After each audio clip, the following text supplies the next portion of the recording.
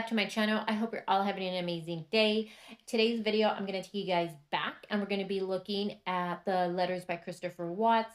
These are in the book by Cherlyn Cadle. The book is titled The Murders of Christopher Watts, and you can get this on Amazon. I believe it goes for $13.99, or you could get it on Kindle for $3.99, or if you don't want to pay a pretty penny, I don't blame you, and you can easily just watch these next upcoming videos. Point out that when these letters were written between Cherlyn and Chris, the first letter that she sent to him was dated February 10th of 2019, and that was just shortly a few months after his sentencing in November of 2018. Now, I'm not going to start with his actual handwritten letters. I actually want to look at chapter 23, which is titled Reflections from Christopher. And it says, the following are the reflections Christopher shared with me through informal conversations.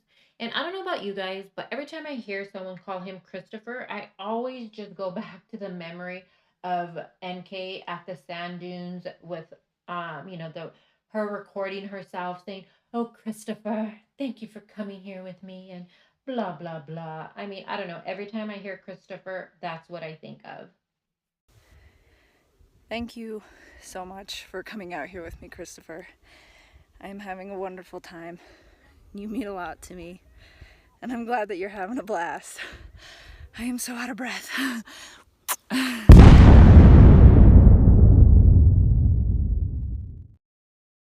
Chris starts off with these reflections, I guess, and he says that he's only 4 years old, and just like my family, my life stopped at this age. I took my own life. I lost my family, my house, my job, my friends, everything that meant anything to me. Well, who do we have to blame for that, Chris? And then he goes on to say, I know now that Shanann and I were not meant for each other. I'm afraid if I tell you my thoughts, you might feel I'm blaming Shanann for what happened, but I'm not at all. We were just two completely different people, each with our own views and personalities. I do think that Shanann and Chris were opposites, and I do think she was a personality A and he was a B. And I don't think they meshed well. And I think eventually, from everything we've seen with the videos that Shanann has uploaded, I just think that eventually one of them would end up cracking, and I think divorce was down the line. I don't think it would have been a year or two, but I do just think because they were just so opposite that eventually it just would have fizzled completely out, and one of them would have wanted out of that marriage. While I really think about it, he says, I wasn't true to himself when I first met her. Shanann was so beautiful. I remember I just couldn't relax, he says. And then goes on to say that she was so confident and that her presence was so bold. And he was quiet and he liked to be in the background. He says, I tried probably too hard and always wanted to impress her, except on our first date. This is when he goes on to talk about how he looked like a bum and he wasn't dressed appropriately. We've all heard the story. We know that he talks about it in the prison interview. And that's where, Tammy laughs out loud and you're like, okay, what's so effing funny? But he says that Shanann showed up so dressed up and looking nice, and he just was in sandals and shorts and a t-shirt, and he felt like an idiot. He goes on and says that he felt so bad and that he thought she wouldn't want to give him a second date, but it turned out to be a really good evening, he says. That first date would be something that him and Shanann would reminisce on and laugh about. He goes on to say that they dated for about a year, and that's when he proposed to her. He bought her the biggest diamond he could afford. He had spent 6 months of wages on that ring, and she loved it. I arranged for both of the families to come down to the beach when I proposed to her, he said. We were so in love and so happy. She loved me, and I loved her. Her family loved me. He points out quite often how much Shanann's family loved him, and that he goes on to say that at one point, Sandy, who's Shanann's mom, even told her, you better hang on to him. I just think it's kind of funny that he likes to point out how much they loved him. We spent the next few months, he says, preparing for the wedding, and Shanann planned everything, and it was a perfect day. Next part I do think is interesting what he said. He talks about the wedding day and how it was the happiest day of his life. When he thinks of good memories, he definitely thinks of that day and how beautiful Shanann was, and he hadn't seen a bride more beautiful than Shanann. And we know that we've seen the photos and we've seen the videos of the wedding, and Shanann looked amazing. She did. She looked gorgeous on that day. And I just think it's interesting what he says, though, because we know that Chris's family did not show up. We know his mom, his dad, and Jamie, his sister, did not go to the wedding. So I would have been totally upset and devastated if my family didn't show up. And even though I would have been happy and it would have been a good memory that I was getting married, I don't know if I would say it was the happiest day of my life, because deep down, he must have been bothered that his family didn't show up on this very special occasion. Now, he goes on to say that now, after the marriage, that life settled into a routine like anyone else's life, he says. We had the girls, and they were such a blessing. Everything revolved around the girls. And he says that they were the best. They try to be the best to them, and they try to give them the best life possible. He says, when I think back on what I had, I still cannot believe I lost my whole family, a family I had wanted my whole life. It's the most horrible thing I could ever do. And I'm still saying it with it was not my mind or my hands that did this to them, but the hands and mind being controlled by something evil. I hope people will believe me. Now, I know a lot of you are going, what? So let's just talk about that real quick. When you hear Chris saying something like that, you think, oh, someone must have been right there beside him, holding his hands down. But one thing I've noticed when I listen to different killers' confessions, they kind of say the same thing. And that's something that we're going to be going through on the channel coming up. And I can't wait. And I'm super excited about it. We're going to be listening to and going over different cases. And one thing you will see is that a lot of these killers say the same thing, that they felt an evil presence come over them. They felt controlled. Their mind was being controlled by something evil, an evil entity. And they'll say that they just couldn't take their hands off. Something was holding their hands. It's kind of weird how they almost, in some ways, say the same thing. It's like, is there a handbook out there that tells you what to say if you get caught for a crime like this? I don't know. I just think it's interesting that a lot of them do say the same thing about an evil presence taking control of them. He talks about how many things in their life were less than perfect, at least he had thought. Although, if you were to ask him now, he might say a different story. He says that Shanann created this perfect life from the outside, and it almost was, but except for him. And again, nothing's perfect. No one's perfect. No one's life is perfect, you guys. We should know that. He talks about that he needed to rise to the occasion and be a man. And he wanted, and to help his wife see that she could not control everything and everyone around her. If she couldn't come to terms with that, then we split. I was not able to confront the situation, though, as I could not go to Shanann and tell her my feelings. So pretty much he's saying that he couldn't go up to her and say, look, Shanann, you can't control everyone or everything. And if you can't deal with it, then I'm gone. But he couldn't do that. And we know that Shanann would always say that she wanted him to let her know what was on his mind. He never could. And that was one thing that Shanann didn't like. And it is that Shanann's fault that, Chris, couldn't be a man and speak what was on his mind.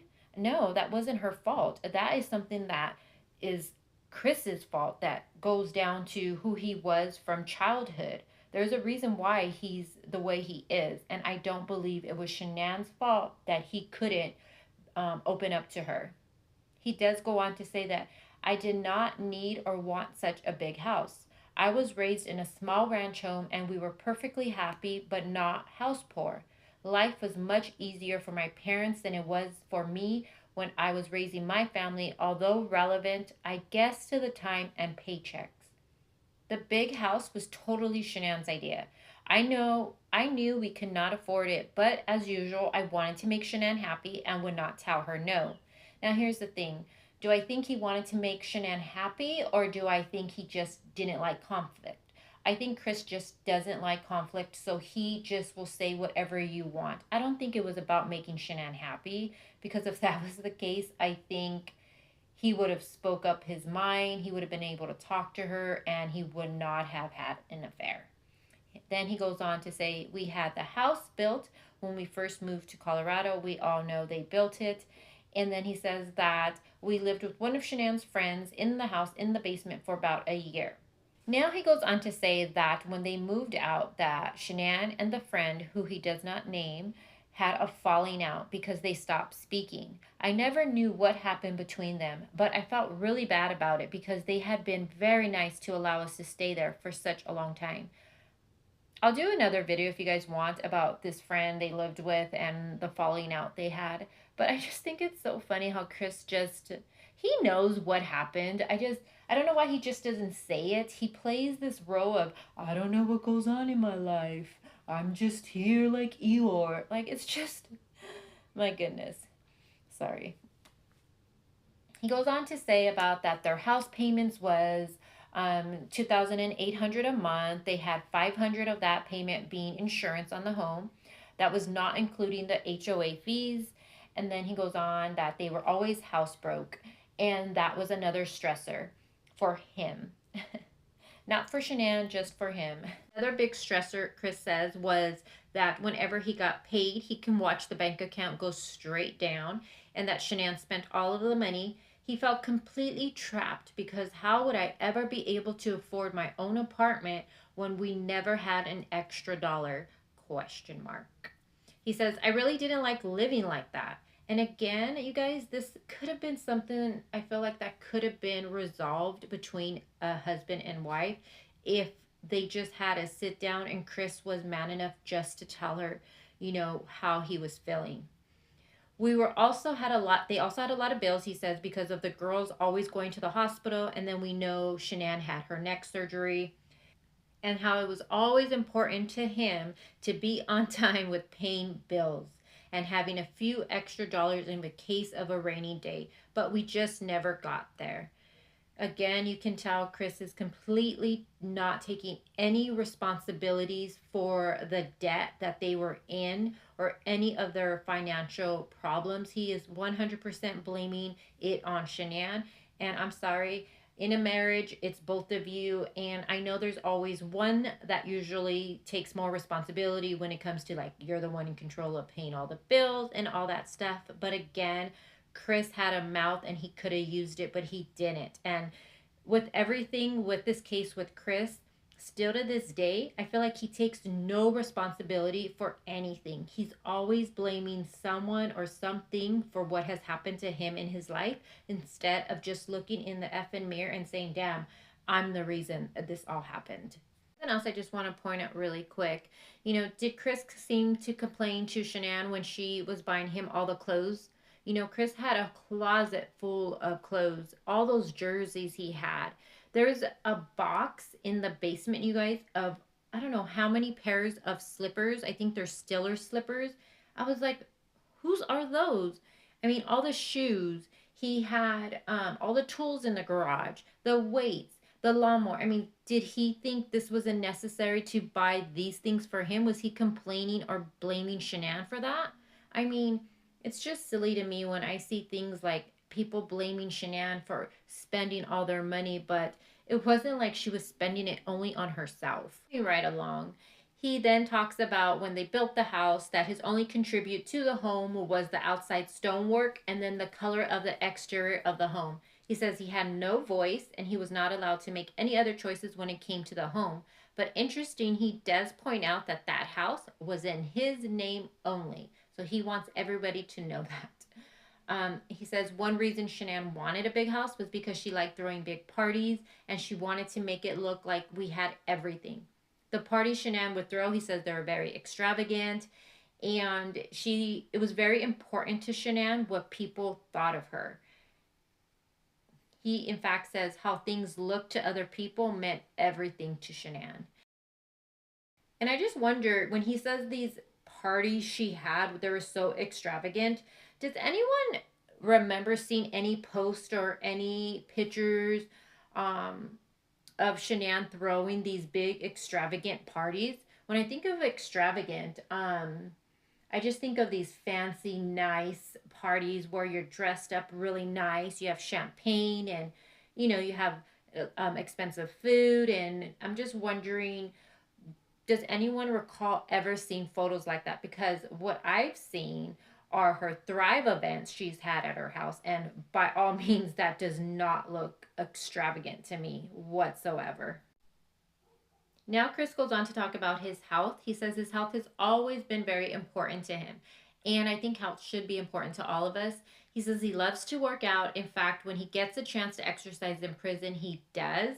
And I thought that was funny because I thought, while you're in prison, Chris, what else are you going to do? But possibly, I think he might mean if he gets a chance to get out to the yard and work out. I'm not too sure.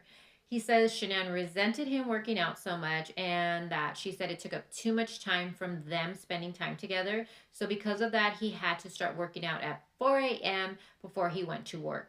He talks about he weighed 245 pounds and he got down to about 170.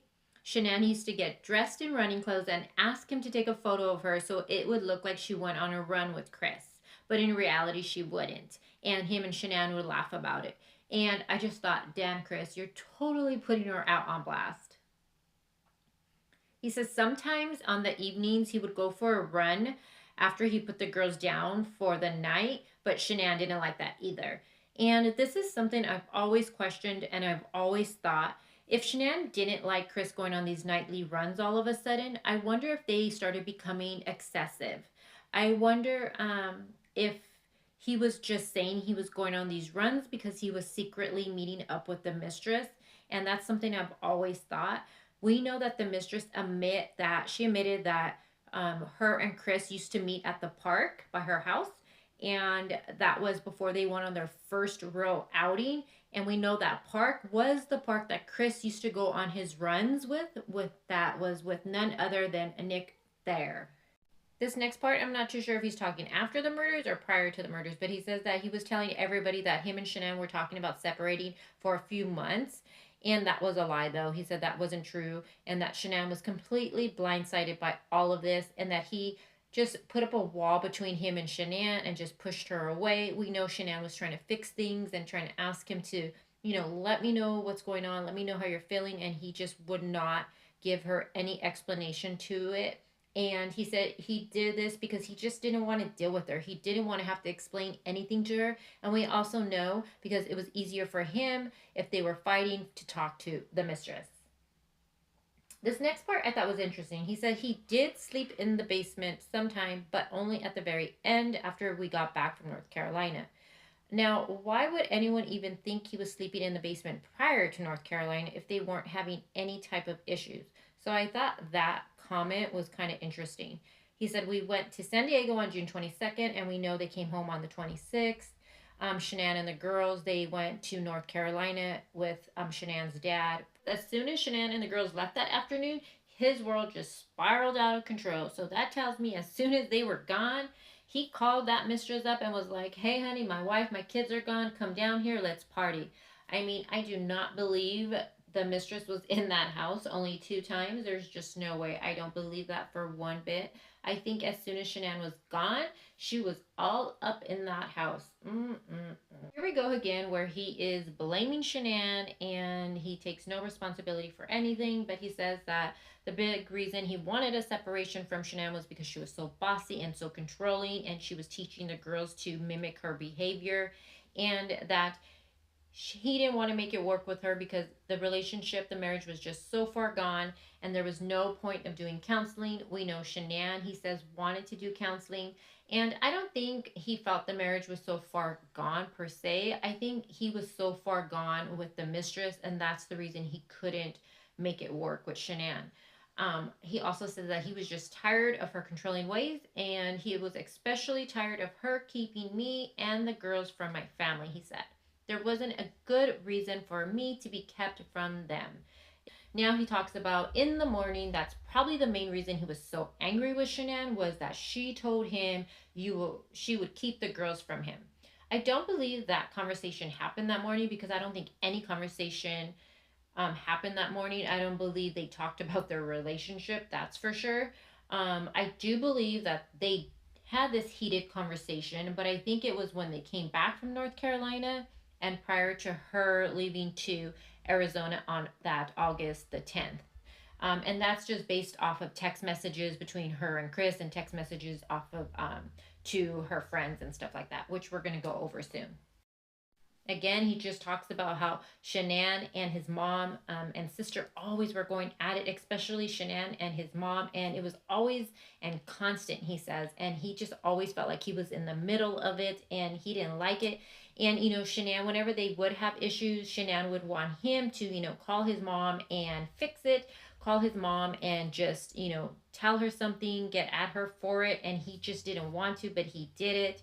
And I don't know about you guys, but I am just glad that, and I'm blessed that I have a decent relationship with my boyfriend's family because I don't know if I can handle a relationship like this. To me, family is everything. It's key. It's what makes your household work. And this just seems like one toxic big headache from day one. And I don't know how any of them lasted as long as they honestly did.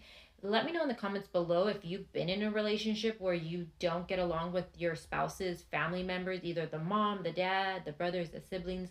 Let me know how that worked out. Even though Chris has been saying Shanann has been bossy, he says she wasn't bossy in front of their friends or her family because she was all about appearances, he said. But when they would be around Chris's family, she would boss him around. He said he did not notice it as much because it was something usual that happened. It was an everyday thing. But Cindy, his mom, did ask him, "Why do you allow her to treat you that way?" He says, when someone is having an affair, it becomes second nature to blame the spouse for all sorts of things while trying to justify why you are cheating. So I don't want this to sound like I had an excuse. Wow, you could have said all that a long time ago because it seems like you've been blaming Shanann for everything that's ever gone wrong in your life. Now, you guys, this next part really blows my mind because he says that the communication between him and Shanann, it's been broken for the last 5 to 6 years. Now, and it's just gotten worse. Now, correct me if I'm wrong, but weren't they together a total of 8 to 9 years? And you're saying that 5 to 6 years of that was just broken and going downhill? My goodness, that's more than half of that relationship. That's the whole relationship, in fact. He says he does blame himself for it though because he's never tried to fix things and he's never tried to like help it out. He says it's gotten to a point where they actually had nothing substantial to say to each other and that at one time he did try to talk to her very gently, he said, but it just fell on deaf ears. He says to keep the peace, I would sometimes hang out with her by the bed and keep her company until she fell asleep. Most of the time, when I did, though, she would just continue to flip through her iPad and talk on the phone. When I tried talking to her, she would ignore me. She would stop and say, "Oh, were you talking to me? Because I wasn't listening to you." He says he's been thinking about killing his family. He says he didn't want to, but he knew he was going to do it. This goes against that other creator who says that it was not premeditated. He says, I didn't realize I would feel anger because I didn't know what that felt like. Now, that sentence is so interesting because he is in his 30s and he's never felt anger. This goes back to him looking up we see that in the discovery, it has him looking up, what do you feel when someone tells you they love you? How does it feel when someone says, I love you? It's like Chris was not able or incapable of feeling any real sense of emotion that goes from anger or to even love. And maybe this is why it was so easy for him to discard his family in the manner that he did. He says there was something dark around him, and he had felt this dark thing, this presence around him for a couple of weeks. And yeah, it was NK. That was the darkness. And it's funny because right after he talks about this darkness around him, he says, I am not blaming Nikki. He knew we were all going to think it was her. She is a victim, he says. However, I started feeling that way around the time I started seeing her. I call it a demon. And I don't mean that in a religious sense. A demon is the only thing I know to call it, he says. Then he talks about his dad, Ronnie, and that he loves his dad and his dad was his rock. He says Shanann knew this. And he says that Ronnie misses and loves the girls and Shanann so very much. He says they both did. And I don't know if he meant him and his father both miss and love the kids and Shanann, or Ronnie and his mom. But he does go on again to say that he was just tired of being controlled and told what to do. He couldn't think for himself and he was just tired of it. And this is one thing he loved about Nikki, he said, is that he could be himself. I didn't have to pretend or try to be a certain way so she didn't get mad. So I guess if Chris didn't act the way Shanann wanted him to, she would get mad, allegedly. And he goes on to talk about that Shanann would tell him that she wanted a man to stand up for himself. She wanted a man who wasn't easily pushed around. And Chris just wasn't that man, he said. And I think as all women, we don't want to be with someone who, I don't know what's the right word, a wimp. I don't know. We want someone who, we feel safe with, that we feel can take care of us, that is tough, and not someone that you could just push around. I think a lack of respect starts to build when you feel you're in that type of relationship. And I think clearly that is the case with this one. Now, as far as Nikki, I think that she was stalking Shanann's Facebook the year prior, so she knew the ins and outs of that relationship. She knew all about Shanann, and I think she transformed herself to be the complete opposite of her. She didn't like social media. She didn't like expensive things. She liked the more simpler things in life. She was plain, and she liked cars. She was just like that cool cat, and I think she did that on purpose so Chris would cling to her. But that's all it was. I think it was just all fake.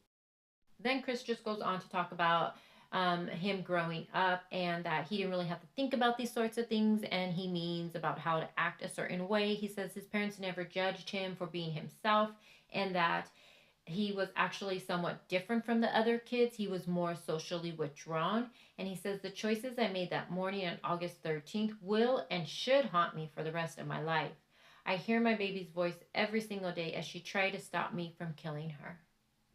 I really hope you do. He then goes on to talk about this lady that wrote to him in Wisconsin, and I'm not going to really read that because it doesn't have real any substance for me. And if you want to read it again, it's in chapter 23. He then just ends this part with that he believes without a doubt that Bella is in heaven, and as far as beating himself up, that will happen for as long as he lives. So that's going to wrap up this video. That's pretty much where this chapter ends. And I wanted to read this chapter before we started looking at the letters, because the things that are said in this chapter are also things that we're going to see in his own handwriting. But this one gets it all put together, and I like that. And I just thought it was really interesting, some of the things that he says regarding the mistress, regarding his family, Shanann, the girls, the dark spirits, all of that stuff all in one place. And let me know what you guys think about all that in the comments below. Again, be respectful as always. You guys do really good. And I hope you guys enjoyed this video. I know it is super long. It's longer than I even expected, but I kind of just wanted to cram it all in one video so we can just crank out the next letters, and then we can just, get started with this whole case, and then, finalize it and move on to a different case. I mean, we're far from that, but that's the game plan. And as always, I hope you guys take the time to like this video and share it. It is a free way just to show your love and appreciation for me and the channel, and it does help it grow. And with that being said, I will talk to you guys all soon. Bye.